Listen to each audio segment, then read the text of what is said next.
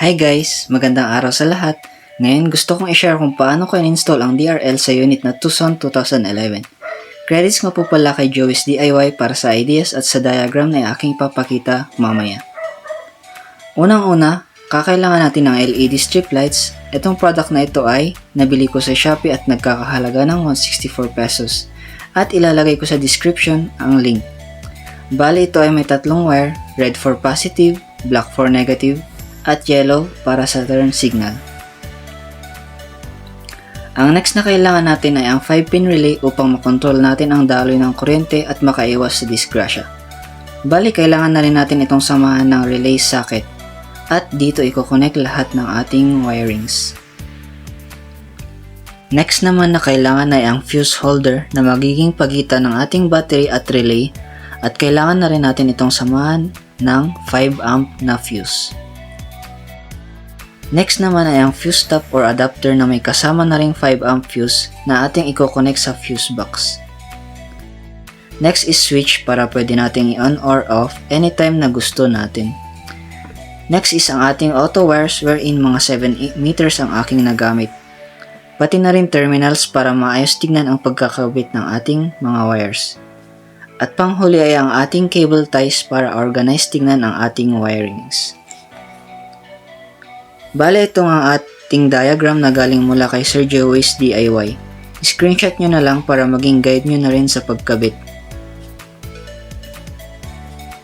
At ito na nga guys, ating sisimulan na ang pagkabit ng ating DIY DRL sa ating Tucson.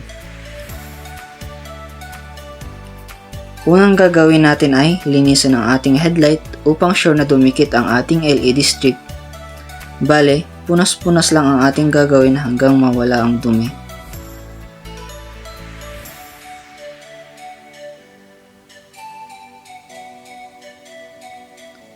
At ready na tayong itest ang ating DRL.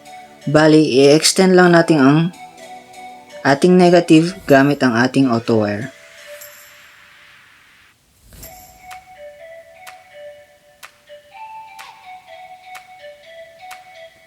Bali, nilagyan ko na ng terminal ang ating wire para naman magandang tignan sa ating engine bay at nakalimutan ko palang idagdag kanina ang shrink tube na maganda ng tignan at mas tatagal pa kaysa sa electrical tape.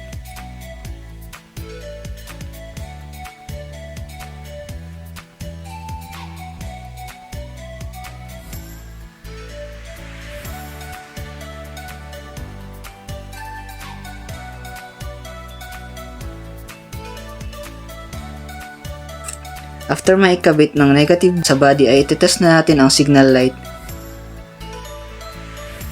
Hindi nga palang naka-on ang ating ACC, bale mamaya ko ipapakita kung saan ko to tinap.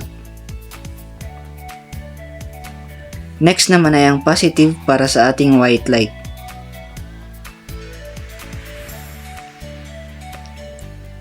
Bale kakalasin natin itong part na ito para maipasok ang ating wires at maitago.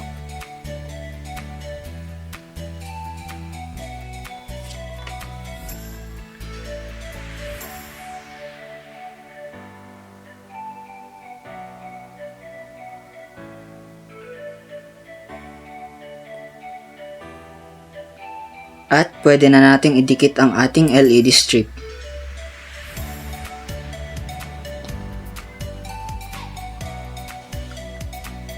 Aking kinabit na ang ating negative sa extension natin na wire.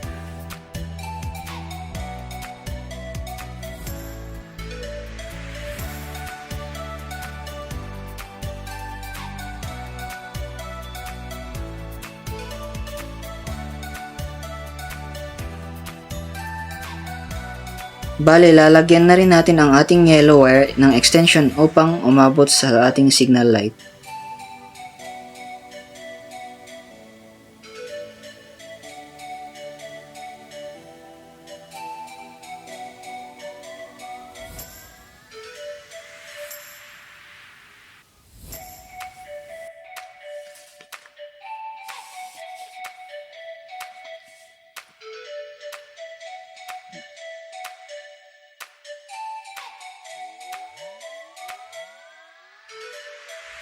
Bali sa lahat ng socket na natry ko, dito lang nagumana ang ating signal light. Sunod lang natin siyang itap.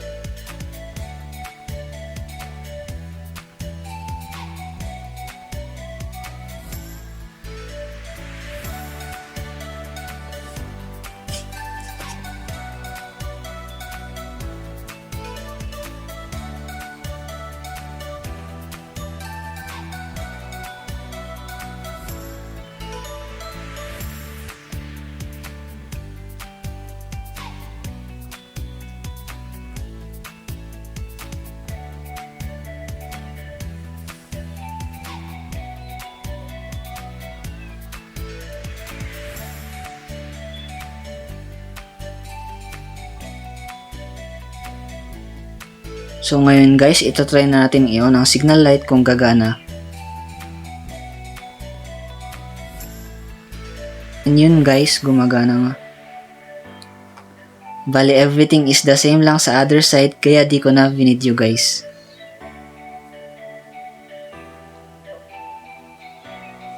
Bali lalagyan na natin ng extension yung positive wire ng ating DRL mula sa passenger side patungo sa ating driver side. I-check nyo yung diagram para di po kayo malito kung saan ko pinagkakabit.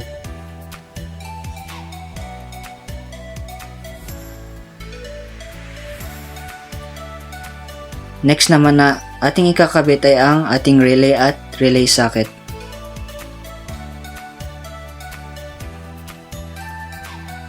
Bali dito ka na kinabit yung relay. Dito naman natin makikita ang numbers upang malaman kung saan ikakabit ang wirings. Bale guys, itong fuse holder, itinali ko na siya sa malapit sa ating battery at i-connect sa number 87 ng ating socket. At idadaan ko ito sa likod ng battery. Itong other end naman ng fuse holder ay i-connect natin sa positive ng ating battery.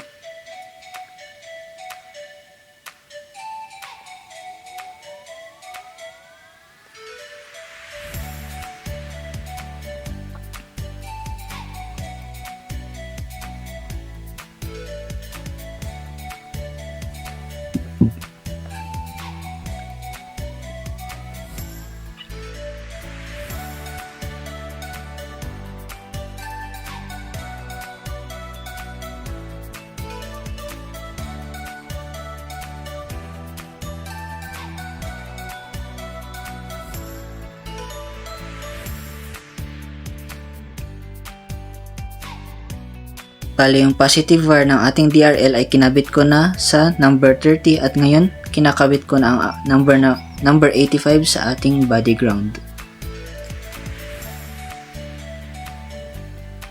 So ngayon guys, nasa fuse box na tayo sa my driver side. Bali magtatap tayo sa power outlet 1 dahil dito naman expected na nagko-connect ng mga accessories.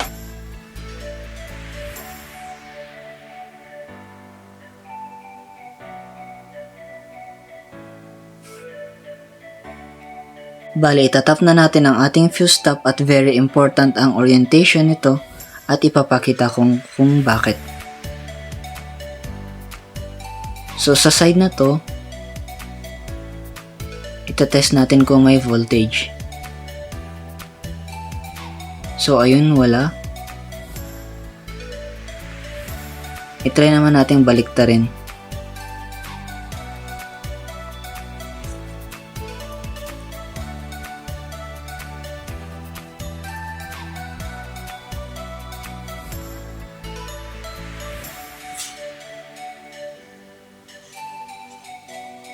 At yun guys, may voltage nga siya.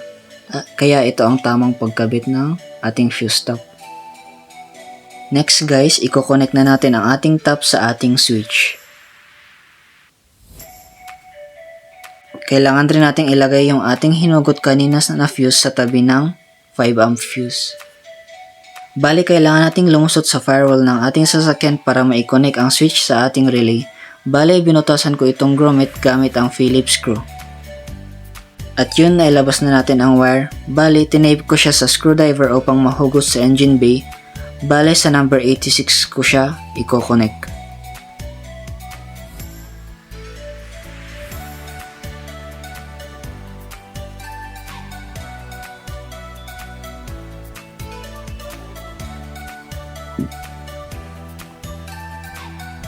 At pwede na nga nating i-connect ang socket sa relay.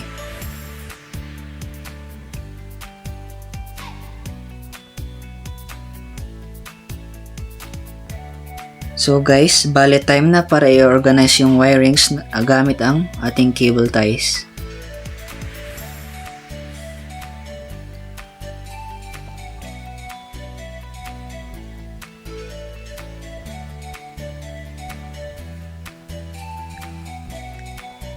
At dahil hindi natin magagamit ang 87A ay tinakpan ko na lang ito.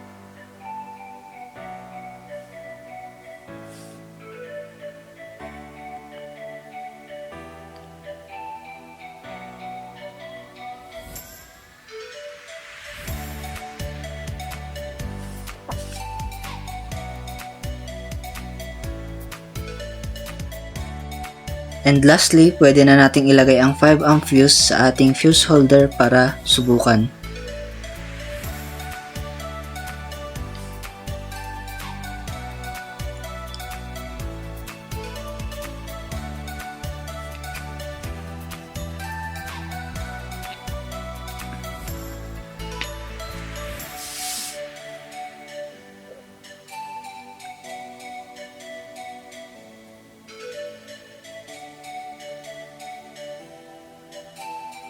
At yun guys ang ating installation ng ating DIY DRL.